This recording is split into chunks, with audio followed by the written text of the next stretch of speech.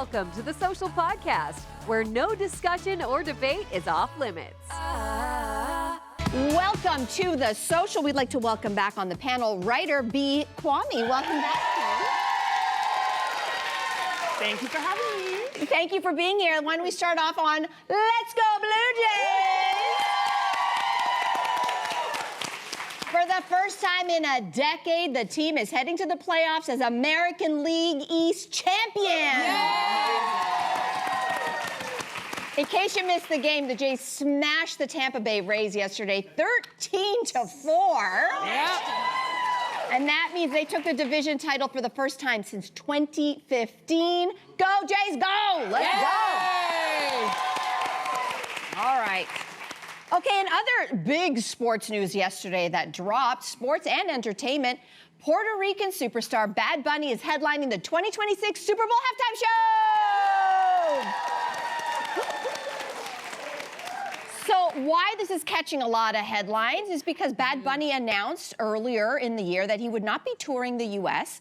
over fears that Immigration and Customs Enforcement agents, otherwise known as ICE, could be outside of his concert venues. So a lot of discussion, especially in the United States, about this big decision. So what do you make as Bad Bunny is now the choice for halftime performer? B, do you like this? I love it. I love it. Like, as a performer, as an artist, I am team Bad Bunny. So I love it. Yes. Like, this latest album, Debí tirar más fotos, that's the best Spanish I'm going to do. Pronunciation. But I try. Very impressive. Thank you. But I feel like that opened him up in a whole different realm in terms of audience. And it was in a very specific type of message that he was sending. It was very specific to his heritage, to his roots. And I feel like that's what he's going to do in the show. It's not going to be Bad Bunny 101. It's going to be like, this is my show, this is what I do, this is how I express myself, and you can come along. I'm not gonna give you the explainers, you can come along and see what it is. So I'm really excited to see it. Me too, and listen, and you say Bad Bunny 101, I'm gonna give people some Bad Bunny 101, because I think not, even though he's an international artist, there are gonna be some people who don't know, because his music is primarily in Spanish. His album, I'm not gonna try and say it, because my Spanish, no bueno. But his album dropped earlier this year and became #1 on the Billboard 200. He's an international artist, the most streamed artist as well. And then he started his residency in Puerto Rico this year, and that garnered over $165 million for that island. So when we're talking about a good business decision, this is the guy. This is also the demographic that the NFL wants. So on paper, it makes sense. And I am a fan, but I'm not gonna lie to you. I'm also watching what's happening politically in the United States, and we're in Trump's America, and I'm nervous. As we mentioned in the intro, he decided not to have any American tour dates, right? Because he was worried that his fans would be grabbed up by ICE. We know what's happening in Los Angeles. The halftime show is gonna be happening in Los Angeles. So I'm just looking at this like, well, what's gonna happen? You know, Trump likes to show up at these big events. He showed up at the last Super Bowl. He showed up at the US Open. If he's there with a solamente español artist, is he gonna make some kind of comment about that? How are the fans who don't speak Spanish going to react to him? Is he going to feel pressure to make commentary because he feels a way about his people being attacked and grabbed off the street? I'm nervous in that way for him. Not that I don't think that he should do those things, but just the backlash. So I have mixed emotions. He could very well be political, but I think just the very fact that he is there is the overt political act of in its making, so to speak, well, because of those meetings. Art is political, he doesn't have to be overtly political and pull out like some tricks out of his pocket. Him just being on that stage for all the reasons that you said is the political act. What's interesting to me is that the overlap of mega fans mega peeps who are NFL fans. There's going to be a lot of us who watch, probably like Jess, and a lot of people who, actually, I was going to say you're probably just watching for the halftime show, but you're watching for the game. No, you actually you're the opposite. Yeah, you do. Okay? There's a lot of people who are going to only tune in because it's the show. Yeah. So those two things are competing, Yeah. like last year. Those two things are really interesting to me because on the one hand, you would say, well, the NFL, it's very pro-America. And on the other hand, the mega folks are livid that it's Bad Bunny. They cannot believe that this is the guy that the NFL chose. So there's already friction. But when you look at what the NFL is doing business-wise, the future of the NFL is no more growth just in America. Their eyes are international. The biggest growing markets for the NFL are London, Munich, Wow. Mexico City. Yeah. Then they're expanding to Asia, South America, Brazil, Spain, Canada. Do you think that so choice- this is a choice to me that is about business, not just about, well, are we going to make Trump happy or not with this choice? Because we know that, or rather, I just learned, you guys probably already know this, but Jay-Z's company is the company responsible for pitching what artists are part of the halftime show. And do you think for that reason, the international appeal, that made him strengthen his pitch to the NFL? I mean, listen, always follow the money. Yeah. Always follow the money. It's Also, true. speaking of money, you know that the halftime performer does not get paid for the performance, right? So it's very interesting that Bad Bunny even decided to do this. So I'm just really interested to see what he's going to do on that stage, because I don't know if you guys remember when J-Lo performed at the halftime show a few years ago.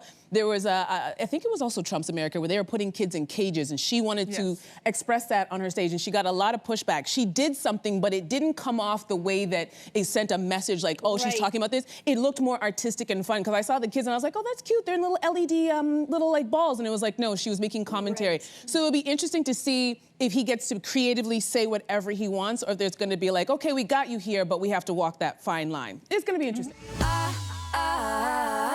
Soon, on many WestJet flights, your ability to recline your seat in economy will be based on how much you pay. The airline said in a press release, don't yell at me, I didn't come up with that decision. Wait, okay.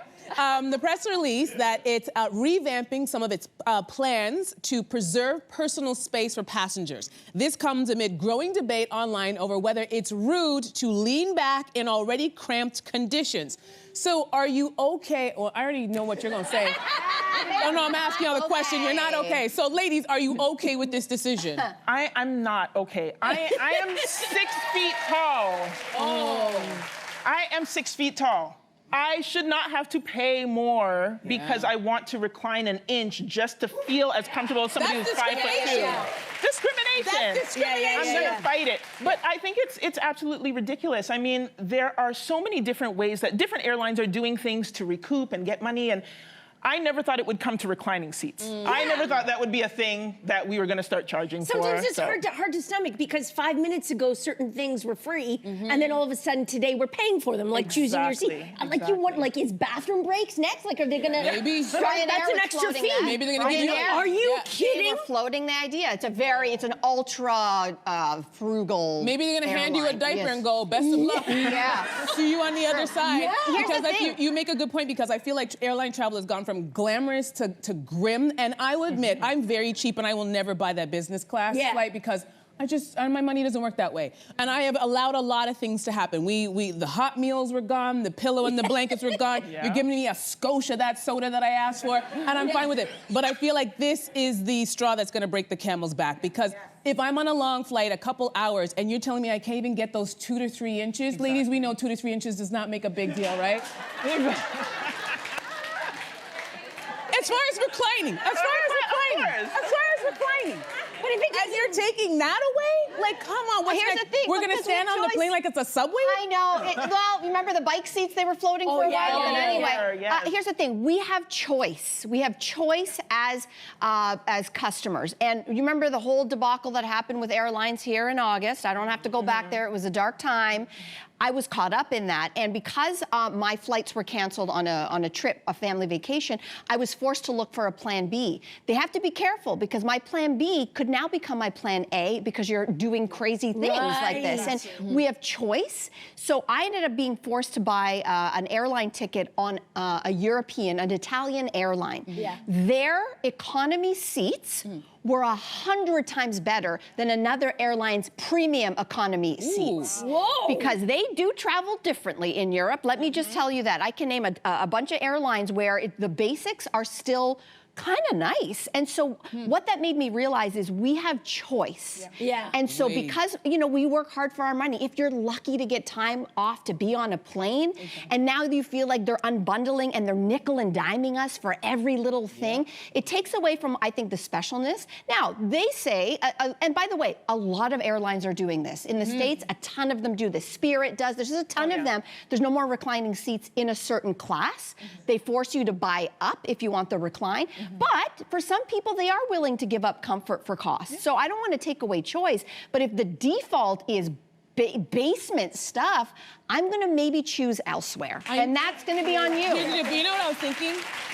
You know how every industry has their conferences? I can see them at the conferences looking at the other airlines like, listen, we've all got on board with not reclining seats, so get on board with this so that we're all able to charge the same amount. So I think it's only a matter of time before every single airline's like, this is what it is, people. You want to fly, you're going to have to fly Everybody's private. trying to do more with less with less with less. Is how it's going. Okay, everybody. Oscar-winning actor Sean Penn. Well, he's got a little bit of a reputation, a big reputation for being a little bit. Let's call it crotchety. Yeah. So New York Times podcast, The Interview, asked him where his anger comes from. And he said, quote, "It's humans." Specifically, human incompetence, he says, like bad airplane service or cashiers who don't know what they're doing. So can you relate? What kind of incompetence, if any, drives you mad? I like that he did point out humanity is great, he said. It's just that humans are the problem. And I think because there are unwritten rules that allow us all to coexist in society. And I love rules. And as soon as those rules are broken, and the rules tend to be very simple, you know, line up. Or don't line up until you're called to line up, like at the airport. Don't litter.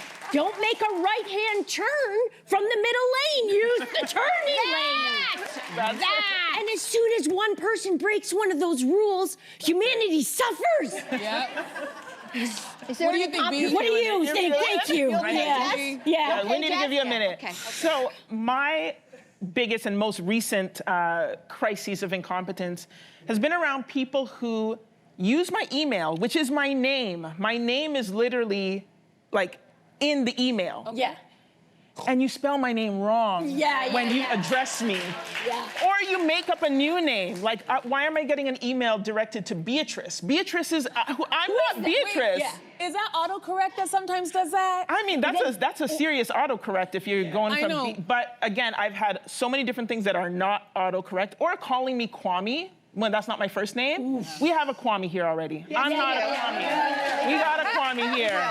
It's not me. Listen, I feel like I just need to defend all the people because, you know, Sean's an angry man, and I'll say, listen, when you're working an hourly job and you're in school and you're just trying to make a little money, sometimes when you get that customer service job, you're maybe not the strongest. Have a little bit more patience because I feel like sometimes that's my frustration where we have people and going, oh, can you believe this? I'm like, relax, there are 2 cashiers here, give this person a chance. You don't need to exercise all of your anger. That's the police coming for them on this person. Not part of the social contract. No. Hey, what about this though? Is being late really so bad? Because a writer for the Globe and Mail, a writer says it's not, and that those who think being a bit tardy is problematic show signs of narcissism and megalomania. So is being, when we're talking 2 to 3 minutes, is that so bad? Yeah, but wait a second. 2 to 3 minutes That's is different. what the article said. You can agree with me. I come from a people who are notoriously known for being late, and to the point where it's like CP time, colored people time. But that being said, so I grew up kind of feeling like, oh, people are always late. And then I worked on a show with this guy. It was a group of us, and we were on location, and we had some very early start times because we had to drive a long way to our next location. And every single morning, the director was at least 45 minutes late. And I was doing my own hair and makeup, and we would all sit there really angry in the lobby. And one day I decided to go to his room and figure out what was going on. Because this man is literally wearing a t-shirt and jeans and a pair of boots and has no hair and makeup. So I go, what's taking you so long? He goes, well, I'm the director and I'm in charge. So it's everybody has to wait for me because nothing happens until I'm ready. And I realized, oh, this is a power move. And since then, I've looked at it very differently. If it's business or if it's like dating, pay attention to those things because that person is looking to have a power shift. It's like, you wait for me. And that's why I give people grace. You can send me a text and be like, there's traffic. I know how this city is. But if you're not willing to do that, I know exactly what you're doing and you're on your own. Wow. I'm out. That's nuts. Do you think that these devices have anything to do with our anxiety about time now? Once upon a time, you used to use this thing called an analog watch. I got one. Had an arm and 2 hands, and a little hand and a big hand. And ours were all a little off. Yours could be 5 minutes off from mine. And so being late was like, well, you always give each other grace because their watches are probably different. The entire world is on the exact same time at every second. I think that this has induced a time anxiety that we just didn't have before because there is a clear red line in the sand. You're either late or you're not. Yeah. And I think that there's been a little bit of that where, yes, chronically late, that's a problem. Go talk to your therapist. Maybe it's a power struggle. But I think that our idea that as soon as one person is 1 minute late, Is 2 that minutes, you? I think our patient. I will say I do tend to be maybe a minute or two late, maybe a little bit more sometimes, but I do let people know, right? Yeah. But I do have the anxiety around being late. So what I have done to kind of resolve that for myself is I don't run into the place and be like, oh my gosh, I'm so sorry I'm late, I'm so sorry, and make it all about me being late. I apologize, so sorry I'm a few minutes late, but thank you so much for being patient with me. That's nice. Thank you so much for waiting. And recognize that that other person was impacted by my lateness. So I apologize and I reflect and I thank competence. you. Competence. Right? We'll accept that. We'll accept that. Yeah. We'll accept that. Oh, humanity. It's a nice thing, isn't Yeah. it? B, thank you for being here as always. Thank you. Subscribe to the Social Podcast so you don't miss a fiery debate. Until next time, socialites.